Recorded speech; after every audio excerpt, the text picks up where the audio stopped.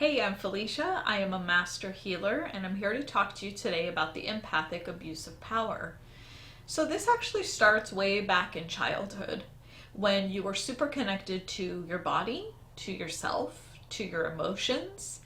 This is the time of life when we can cry really easily. We can express and emote with absolutely no issues whatsoever until we realize that the people around us are uncomfortable when we express emotions.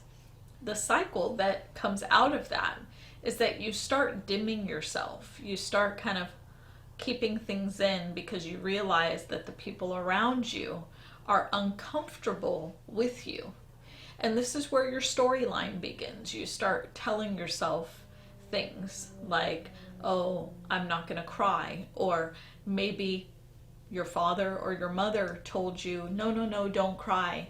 But, you're a kid, so you don't recognize that they're actually uncomfortable with you expressing emotions because they're disconnected from themselves. They don't know how to deal with that. They don't know how to help you with it. So instead, they encourage you to kind of push it down, keep it down, and not express it. And this is where the people-pleasing cycle begins. Because what happens here is you do what they say. You're a kid, you're looking up to them, they are your tribe in childhood. So you follow their lead. If you're noticing that they don't say things when something is going wrong, or they don't speak up for themselves, or they're pushing their own emotions down, you start doing that because you need to be able to fit in with your tribe and you want to belong. That's what we're looking for in childhood, is a feeling of belonging. And so you start to, adopt all of those beliefs and those behaviors, and you essentially become a working version, somewhat working version of your own parents, your own family, right? And of course, here I'm speaking to the people that had this actual situation go on, which is many of us, right? And it's not going to be for everyone. So, take what resonates and leave the rest. But that cycle starts this people-pleasing dynamic where you realize that people outside of you, people in your immediate environment, are uncomfortable with you. And the story that usually comes out of that is, there's something wrong with me. Right? And let's say you were on the other side of this and you just honored who you were anyway. And if you did that, I love it, right? Let's just say you honored yourself anyway.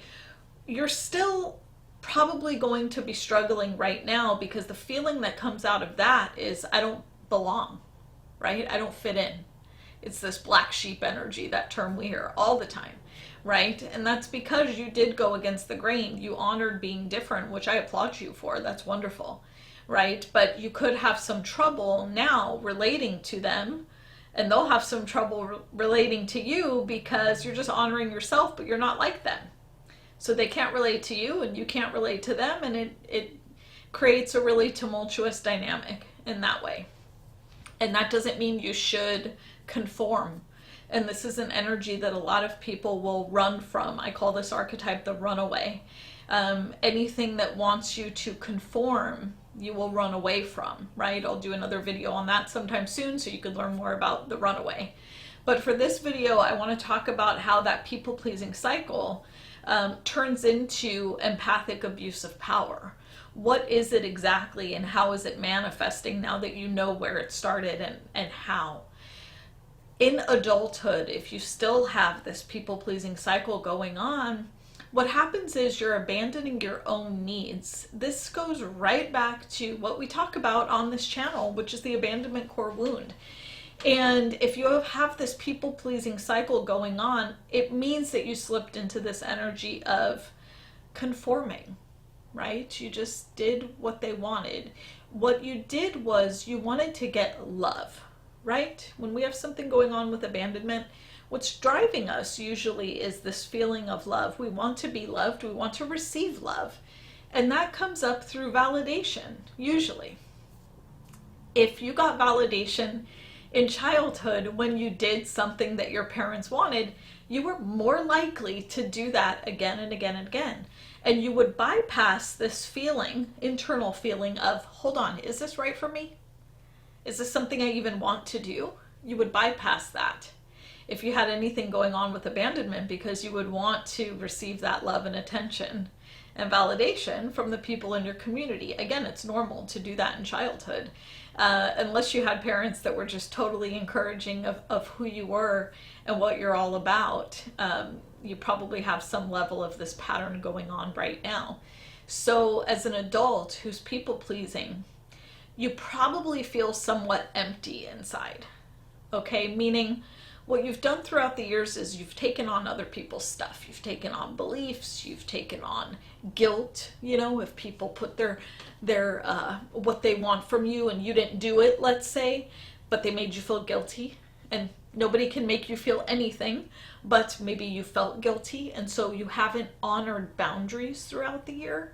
Instead, you just allow all of this stuff to be piled on you until eventually you are completely full of other people's stuff. And that leads to a feeling of disconnect with yourself. What disconnect looks like is, I don't know who I am, I don't know what I want, and I don't know what I need. I know people who literally have trouble deciding what they want to eat for dinner with this kind of pattern. And sometimes they skip their meal because they're so in an energy of self-doubt and not being able to claim what they really want. They can't make a choice. It's a huge struggle for them to just make a choice and make a commitment in one direction, right? And it comes from that. It's because you've been doing what other people want for so long, you don't actually know what you want. Now, how this leads into an abuse of power is this. In childhood, when you saw, let's say that your family, I'm just using family as an example here, it could certainly be in school, friends, different types of relationships, etc. But let's say, for this example, family. You just did what they wanted, right? Where you abused your power, and you wouldn't have known this in childhood, right, is you changed who you were to try to make the people in your life happy. And what happens is you gave away your power, which is the same as your happiness. You went like this, boop. What I want isn't important. I'm going to give it to you because you seem really unhappy. You seem really sad when I'm not doing what you want. So I'm just going to hand this over to you. And again, you don't realize this. You're a kid. And sadly, your parents should have recognized that and helped to correct that. But that doesn't usually happen if people are wounded and they're not healed. So you hand it all over. They take it because they think that's going to make them happy, and that's where this dysfunction begins. As an adult, what this means is, let's say you have a friend and you see your friend is having a hard time. When you offer to help without being asked, you're giving away your power. Every time. You're giving away your power and saying, let me help you with that. And effectively what you're doing is saying to your friend, I know how to fix this. I know how to help you with this.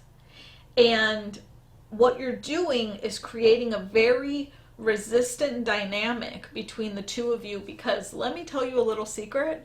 If somebody doesn't ask for your help, they don't want it and they're not open to receiving it. And what you're doing is creating an opportunity for you to be very drained because you're helping someone who doesn't want your help, didn't ask you for help, and isn't open to receiving your help. It's very toxic.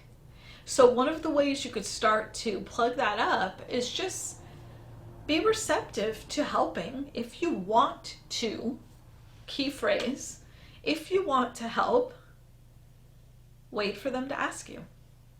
And if they don't, you could be a wonderful friend by just listening.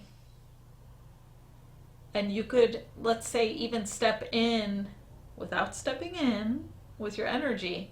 One way to maintain your space and maintain your power is just say, is there anything you need? Most of the time, 90% of the time, somebody will just say, oh, it just helps that you're listening. So start to practice that and you'll see kind of where you've been giving and people aren't really receptive to receiving from you, and it creates a whole lot of conflict. So I hope this helps.